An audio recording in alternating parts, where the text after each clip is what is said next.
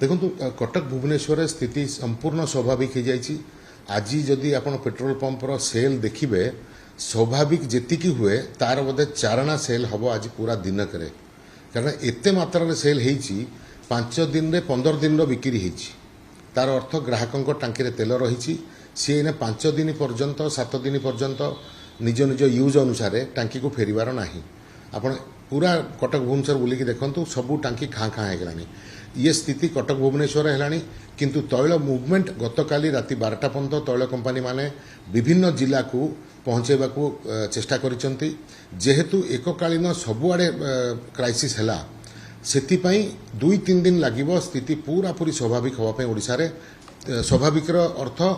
Petrol pump रे stock जेति रहिबा कथा ता पहुँचापी 2-3 दिन लगे किंतु आसंता काली संध्या सुधा तेलर संकट कौन जिले में नथिबो। ऑयल कंपनी कहिसंती जे 2800 रु 80टा टांकींकर किछि ना किछि प्रॉब्लम थाइकरी से बहुत लंबा समय बंद अच्छी यही क्राइसिस जो जदि कौन टांकी बंद अच्छी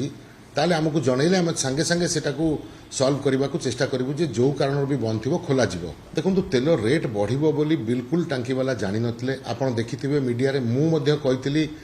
ग्राहक पैनिक हुअंतु नहीं तेल दर वृद्धि होब नहीं एवं जो दिन तेल दर वृद्धि होला ता पूर्व दिन पैनिक बाइंग होईची तो तार अर्थ केही जानी नथिले जे तेल दर वृद्धि होब